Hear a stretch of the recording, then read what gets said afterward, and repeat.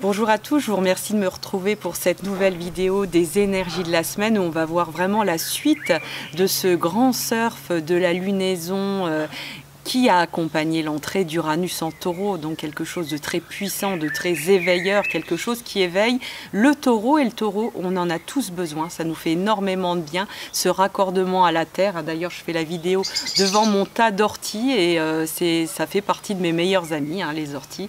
J'ai beaucoup d'amis d'ailleurs. Hein. Mais donc voilà, c'est vraiment important de pouvoir se raccorder à cette énergie Taureau que souvent on néglige parce qu'on va trop vite, on file dans nos vies, on va emmener un tel à là, etc. Et puis finalement, on se rend compte bien qu'on ne prend pas le temps tout simplement de se regarder, qu'on ne prend pas le temps de se retrouver dans un petit coin de nature, à juste regarder l'herbe pousser ou une feuille tomber ou une cerise rougir, alors que c'est quand même essentiel, ça fait partie de la vie, ça fait partie d'un raccordement au grand cycle de la vie. Et donc c'est tout ça que nous apprend l'entrée d'Uranus en Taureau. Alors on va voir tout ça juste après le générique avec la voix de Pascaline. À tout de suite.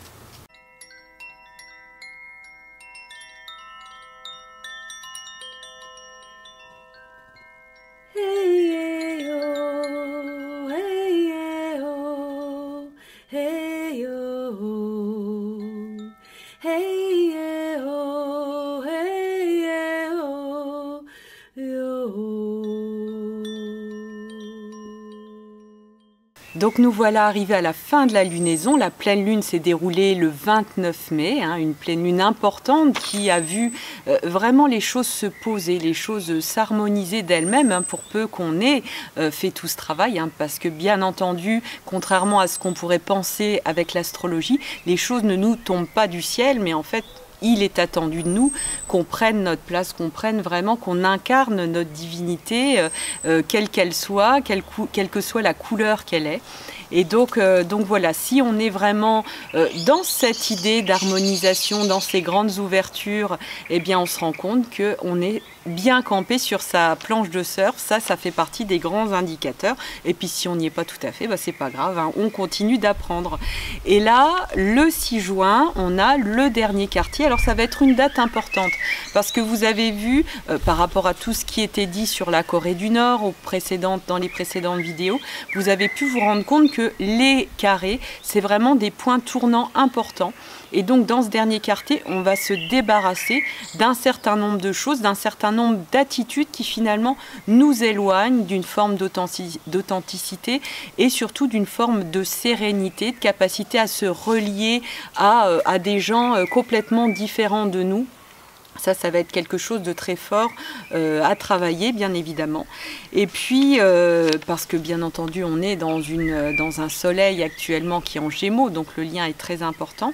Et puis, au moment de ce dernier quartier, on a la conjonction entre Mercure et le Soleil, ce qui est une forme de prise de conscience très, très importante en lien avec une nouvelle pensée, quelque chose qui arrive vraiment à maturité dans notre capacité à comprendre que finalement, il y a une forme de grand plan cosmique, hein, il y a quelque chose de très lumineux et de très créatif et de très cohérent surtout qui se met en place à partir du moment où justement on est dans cette forme de sérénité, on est dans cette forme d'ouverture à ce qui est complètement différent de nous, à ce qui nous dérange d'un premier abord et qui finalement, eh bien, à partir du moment où on se pose, où on se prend le temps de dire « Ok, là, je vais quand même étudier cette énergie qui vient vers moi et essayer de l'intégrer également », eh bien, on se rend compte que finalement, eh bien, tout ça, c'est de l'intégration toujours plus forte et que l'autre n'est plus si étranger que ça.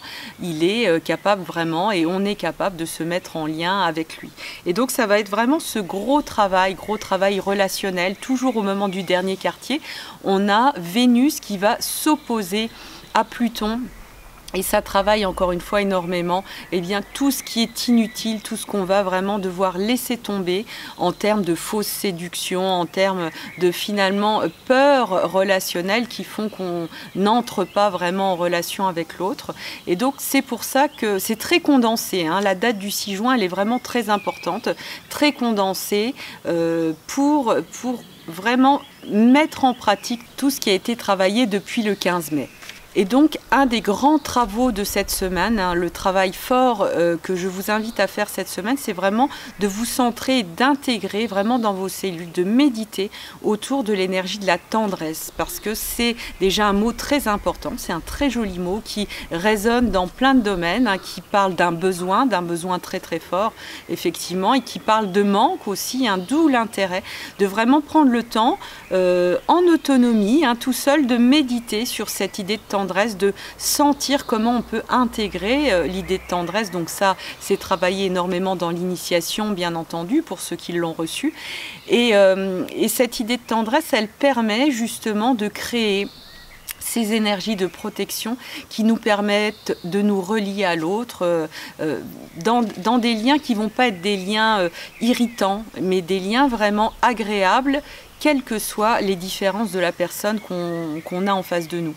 Et donc cette méditation-là autour de la tendresse, elle est vraiment, vraiment importante, hein. Je vous invite à afficher ce mot tendresse, dans des endroits où vous pourrez le voir fréquemment, parce que ça va être vraiment, vraiment un mot important pour cette semaine et surtout pour le 6 juin, hein, autour du dernier quartier. Alors voilà, donc une vidéo assez simple qui va droit au but, droit à l'essentiel, hein, donc comme nous y invite Vénus opposée à Pluton, hein. Pluton aime bien qu'on aille à l'essentiel. Donc voilà, un résumé, la tendresse, se recentrer là-dessus pour se créer vraiment une unité de protection qui nous permettra de dégager des grands rayons de tendresse, des grands rayons, des liens de tendresse avec les personnes qu'on a autour de soi. Alors il ne s'agit pas d'en faire trop, encore une fois, il ne s'agit pas d'en faire des tonnes, ah oui je suis tendre, et de caresser tout le monde tout d'un coup, hein. Non, c'est vraiment pas le but, mais vraiment en termes de méditation, hein, il s'agit toujours de faire les choses dans le subtil, dans le léger, hein. Le Gémeaux qu'on traverse actuellement avec le soleil nous invite à la légèreté, à l'humour, à pas trop se prendre la tête, et pour autant voilà, on prépare l'entrée dans le Cancer avec cette énergie de la tendresse qui plaît bien aussi à l'énergie Taureau. Ce sont vraiment des énergies très compatibles. Voilà, bah écoutez, je vous embrasse, je vous dis à la semaine prochaine. Au revoir.